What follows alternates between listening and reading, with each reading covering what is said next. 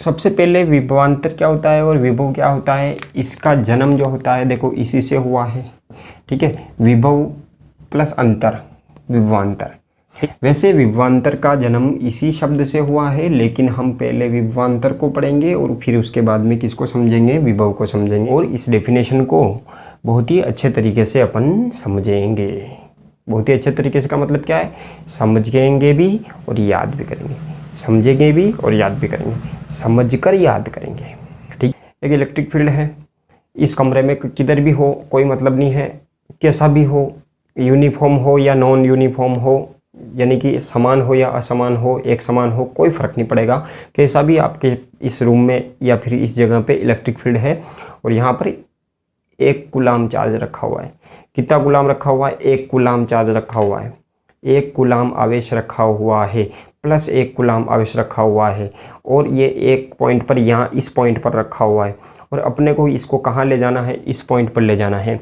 ये एक पॉइंट है, ये दूसरा पॉइंट है, दोनों ही पॉइंट कहाँ है, अभी इलेक्ट्रिक फील्ड में है। ये पूरा का पूरा क्या है, इलेक्ट्रिक फील्ड है।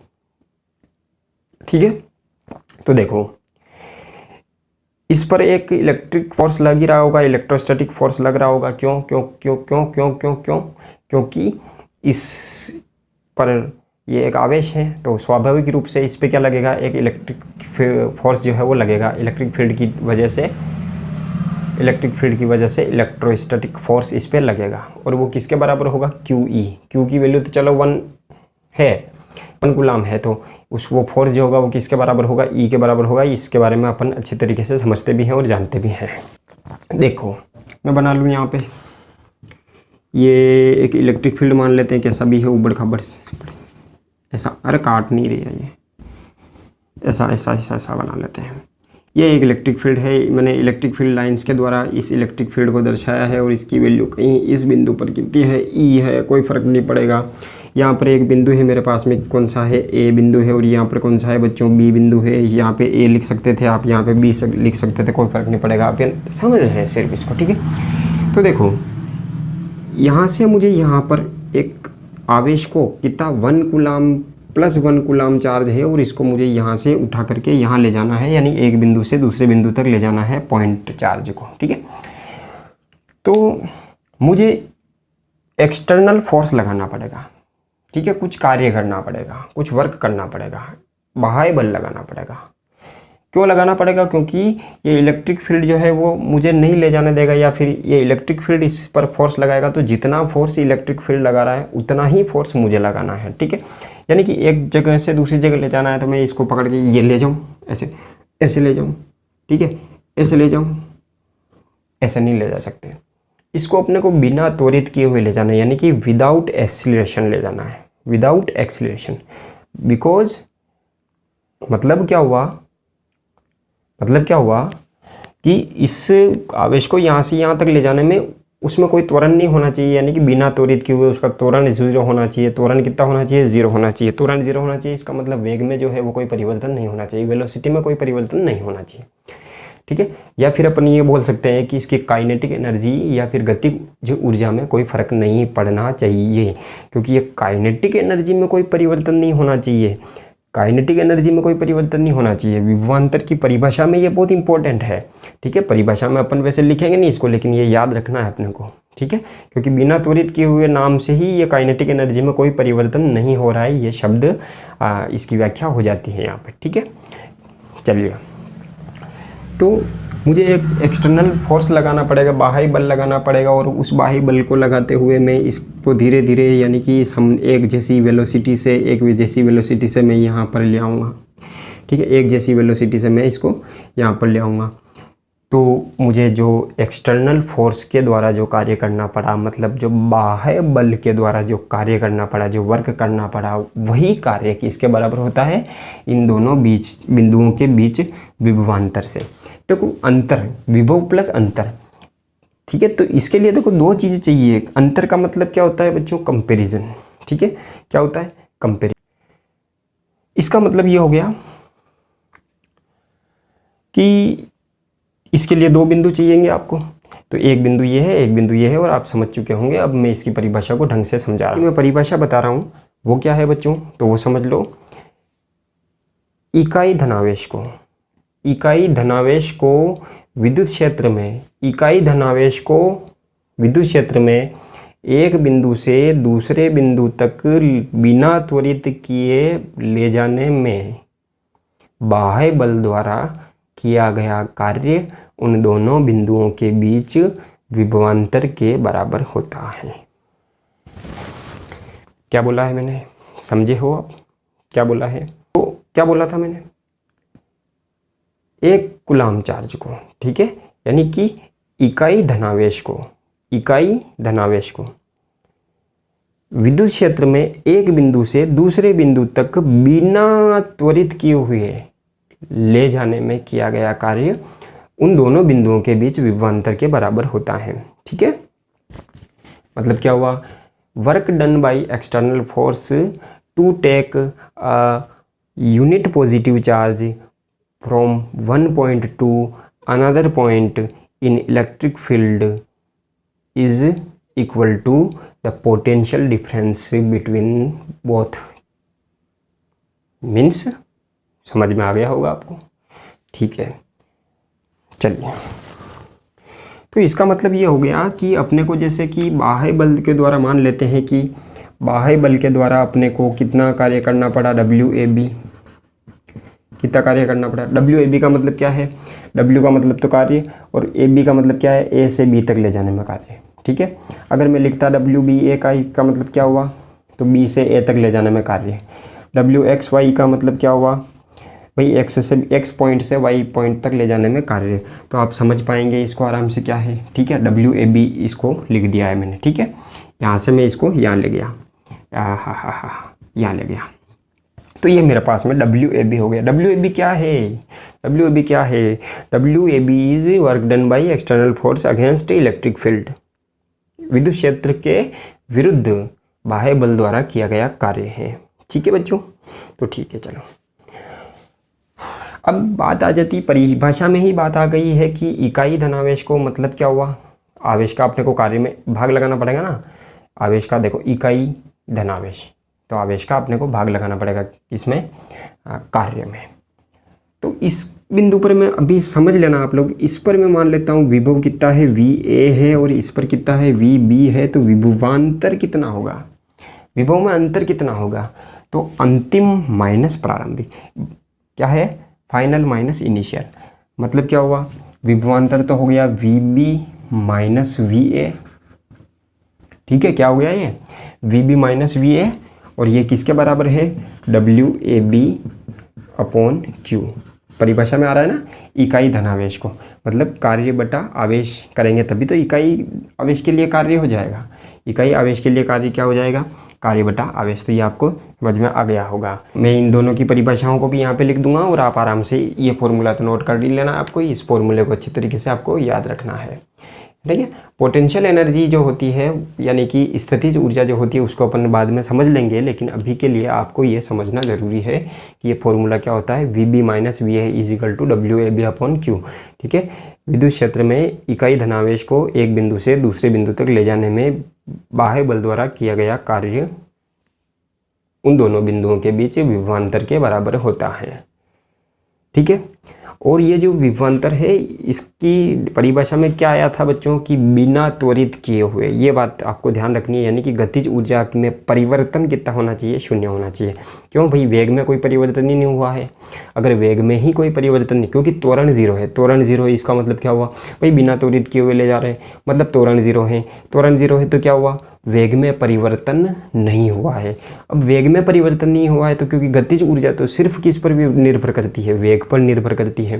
अरे वेलोसिटी पर, kinetic energy only depends on velocity because here velocity is not changing, so kinetic energy is also constant.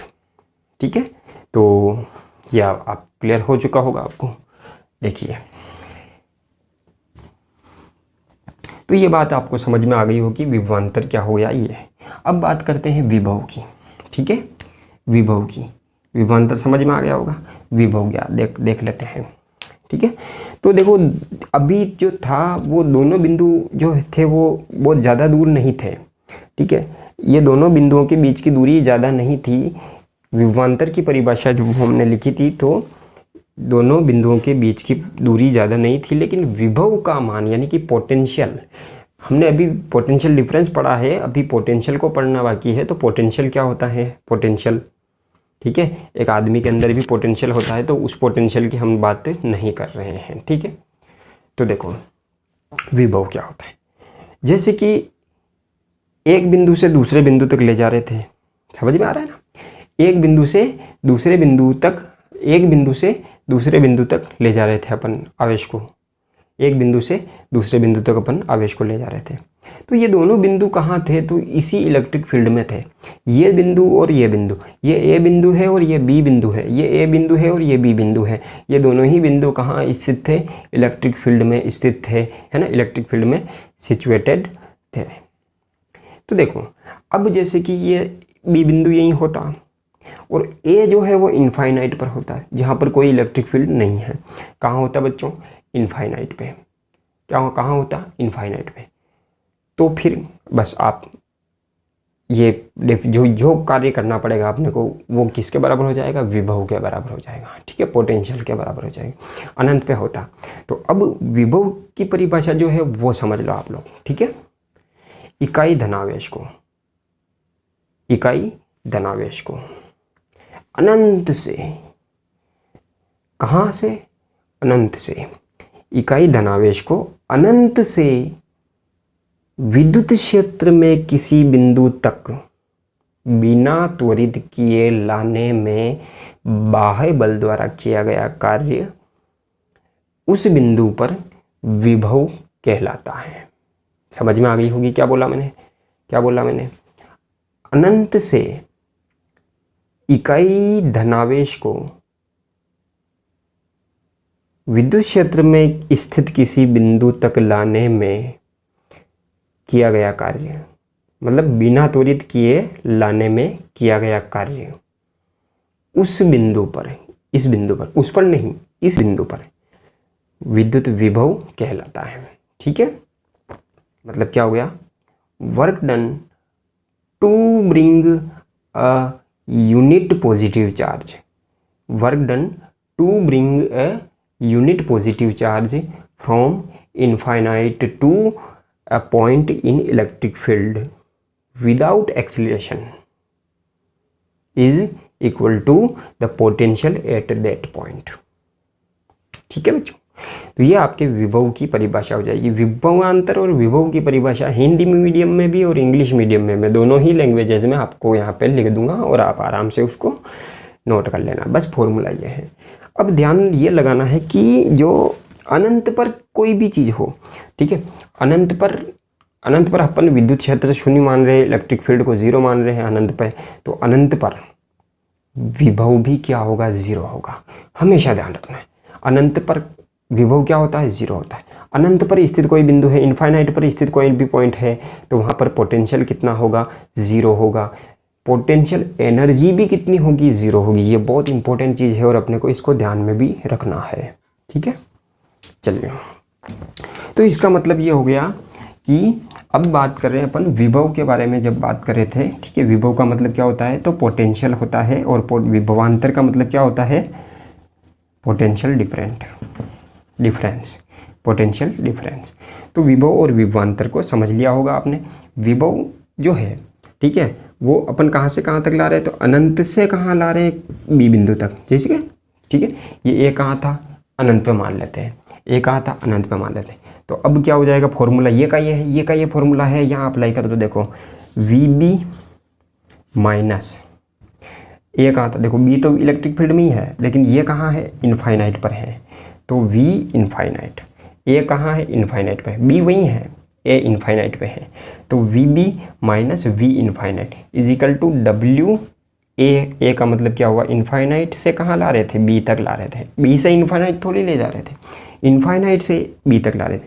जैसे ए थे, ए से बी तक ला रहे थे, तो डब्ल्यू ए बी लिखा था, उसी तरीके से ये आ जाएगा। बात समझ में आ गई होगी अच्छे से, ठीक।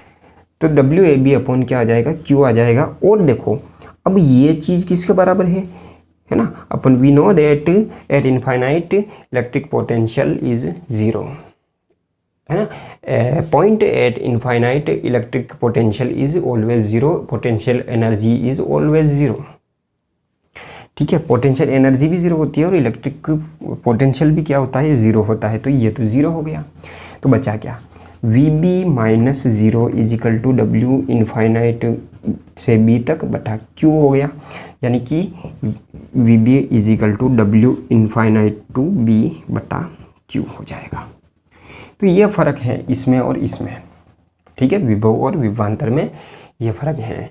Difference between potential difference and potential at potential difference is defined for 2 points because it is a difference, and difference, for difference we need 2 things, because difference is a comparison, okay, between physical quantity or any properties, means the colors and so on।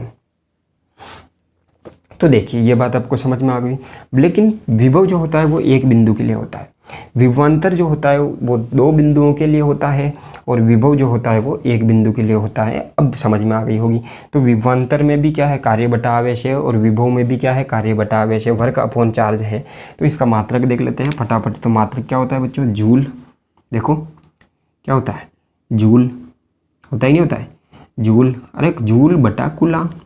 Joule पर coulomb इसका मात्रक हो जाएगा, या फिर इसका एक मात्रक और अपने को याद रखना है, वो हमेशा हमेशा काम में आता है, क्या होता है, वोल्ट। ठीक है, जूल पर कूलाम या फिर वोल्ट इसका मात्रक होता है। अब इसकी विमा देख लेते हैं। तो विमा के लिए क्या आएगा, देखो जूल की जगह पे क्या लिखेंगे, जूल की विमा क्या हो जाएगी, m1L2T-2 बटा, इसकी विमा कितनी होती है, आवेश की विमा होती है A1T1, याद होनी चाहिए आपको। ठीक है, तो ये T1 यहाँ पे है, ऊपर जाएगा तो -1 हो जाएगा, तो -2 पहले से ही है, -1 और हो गया, तो T तो -3 हो गया। L यहाँ पे कितना है, 2 ही है, L तो कितना है, 2 ही है, M भी कितना है, 1 ही है, और ये A जो है ऊपर जाएगा तो ये -1 हो जाएगा। तो ये बच्चों आपके किसकी विमा आ जाएगी, इसकी विभव और विभवांतर की जो है विमा आ जाएगी। तो आपको